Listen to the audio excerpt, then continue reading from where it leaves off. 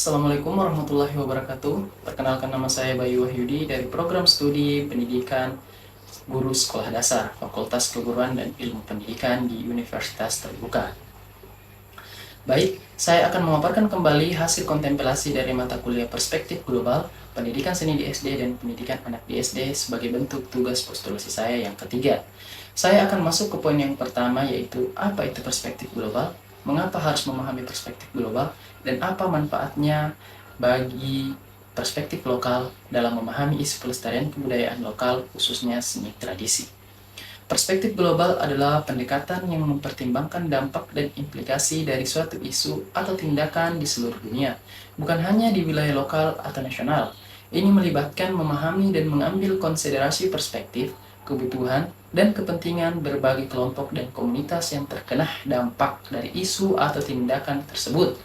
Memahami perspektif global sangat penting karena memungkinkan kita untuk mengambil keputusan yang lebih terinformasi dan bertanggung jawab, serta memastikan bahwa tindakan kita tidak hanya mempengaruhi orang-orang di wilayah lokal, tetapi juga orang-orang di seluruh dunia.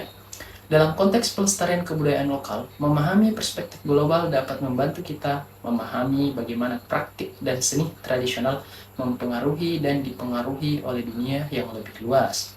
Misalnya, memahami bagaimana praktik seni tradisional mempengaruhi dan dipengaruhi oleh faktor-faktor global seperti globalisasi, teknologi, dan pergerakan orang-orang dapat membantu kita mengambil keputusan yang lebih terinformasi tentang bagaimana melindungi dan mempromosikan praktik-praktik ini untuk generasi mendatang. Selain itu, memahami perspektif global juga dapat membantu kita memahami bagaimana praktik-praktik seni tradisional dapat memberikan kontribusi yang berharga bagi dunia yang lebih luas, baik melalui seni, musik, atau bentuk dari ekspresi kreatif lainnya. Secara keseluruhan, memahami perspektif global sangat penting bagi pelestarian kebudayaan lokal, karena memungkinkan kita untuk mempengaruhi keputusan yang lebih terinformasi dan bertanggung jawab, serta memahami bagaimana praktik-praktik seni tradisional mempengaruhi dan dipengaruhi oleh dunia yang lebih luas. Kemudian saya akan masuk ke poin yang kedua, yaitu apa itu seni dan seniman, indah dan keindahan, dan 4 jenis keindahan dan contohnya, dan juga perbedaan seni, musik, tari, rupa, dan sastra. Seni adalah bentuk ekspresi kreatif yang menghasilkan karya seni seperti lukisan, patung, dan puisi. Seniman adalah seseorang yang membuat karya seni, biasanya sebagai bentuk dari pekerjaan mereka. Indah adalah dalam keadaan enak dipandang, cantik, dan elok. Keindahan adalah istilah yang digunakan untuk menggambarkan kualitas atau sifat yang memikat, menarik, dan memikat perasaan atau pikiran seseorang. Ini dapat merujuk pada hal-hal seperti seni, alam, atau objek mati, dan dapat ditemukan dalam berbagai bentuk seperti keindahan alami, keindahan formal, dan keindahan estetika. Keindahan adalah konsep subjektif yang berarti bahwa apa yang dianggap indah oleh satu orang mungkin tidak dianggap indah oleh orang lain. Terdapat 4 jenis keindahan, yaitu keindahan intelektual. Contoh dari keindahan intelektual ini seperti karya seni yang menantang pemikiran dan memprovokasi pemikiran kritis, seperti lukisan yang menantang norma-norma sosial, atau skulptur yang menantang konsep-konsep tradisional tentang keindahan. Selanjutnya adalah keindahan moral. Contoh dari keindahan ini seperti Ani adalah seorang anak yang baik. Ia selalu berperilaku sopan kepada siapa saja. Selanjutnya adalah keindahan natural. Contohnya air terjun yang indah. Dengan air yang jatuh dari tebing yang tinggi, menciptakan kabut yang tebal dan suara gemuruh yang menenangkan. Yang terakhir adalah keindahan formal.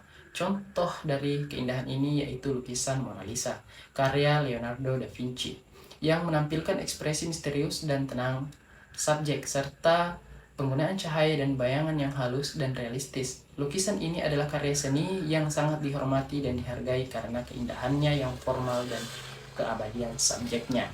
Selanjutnya adalah perbedaan seni, musik, tari, rupa, dan sastra.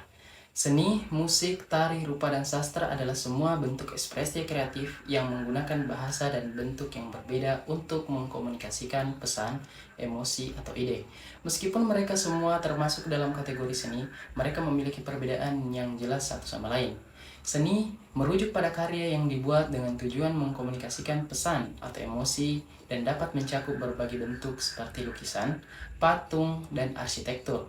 Seni seringkali menggabungkan elemen visual seperti warna, bentuk, dan komposisi untuk menciptakan karya yang menarik secara estetis. Musik dapat merujuk pada karya yang dibuat dengan menggunakan nada, ritme, dan harmoni untuk mengkomunikasikan pesan atau emosi. Ini dapat mencakup berbagai bentuk seperti konser, rekaman, dan komposisi klasik. Musik seringkali menggabungkan elemen auditory seperti nada, ritme, dan harmoni untuk menciptakan karya yang menarik secara estetis. Merujuk pada karya yang dibuat dengan menggunakan gerakan tubuh dan ekspresi wajah untuk mengkomunikasikan pesan atau emosi. Ini dapat mencakup berbagai bentuk seperti balet, kontemporer, dan hip hop. Tari seringkali menggabungkan elemen kinestetik seperti gerakan tubuh dan ekspresi wajah untuk menciptakan karya yang menarik secara estetis. Rupa merujuk pada karya yang dibuat dengan menggunakan bentuk, warna, dan komposisi untuk mengkomunikasikan pesan atau emosi. Ini dapat mencakup berbagai bentuk seperti lukisan, pantun, dan arsitektur. Rupa seringkali menggabungkan elemen visual seperti warna, bentuk, dan komposisi untuk menciptakan karya yang menarik secara estetis. Sastra merujuknya yang dibuat dengan menggunakan bahasa dan bentuk tertulis untuk mengkomunikasikan pesan atau emosi. Ini dapat mencakup berbagai bentuk seperti puisi, drama, dan novel.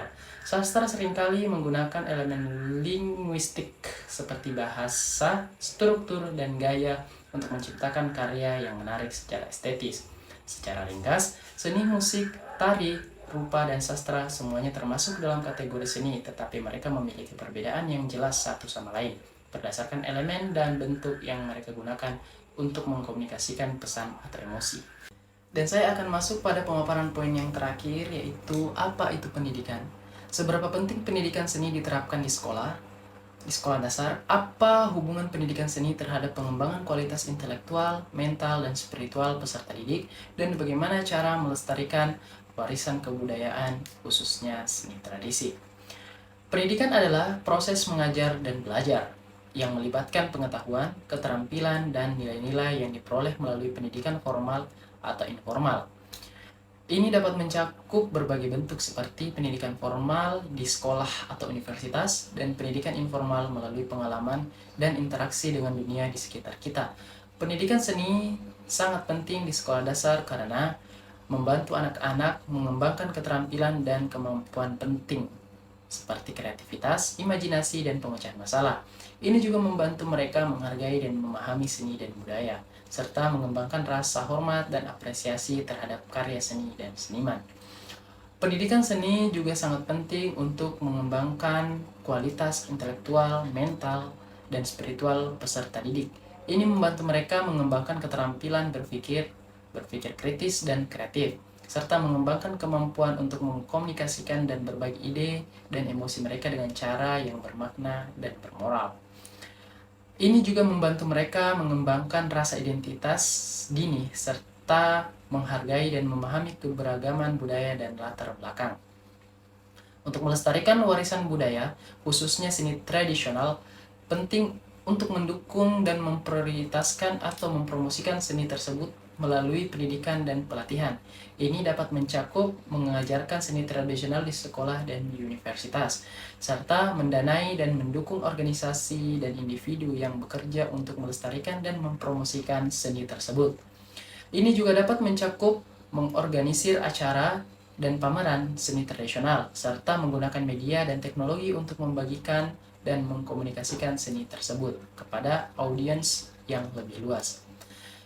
Baik, itulah pemaparan materi dari hasil kontemplasi selama pertemuan di semester 2 ini, khususnya untuk mata kuliah perspektif global pendidikan seni di SD dan pendidikan anak di SD. Lebih dan kurangnya mohon dimaafkan. Saya Bayu Wahyudi mengucapkan wabillahi taufiq wal hidayah. Wassalamualaikum warahmatullahi wabarakatuh. Terima kasih.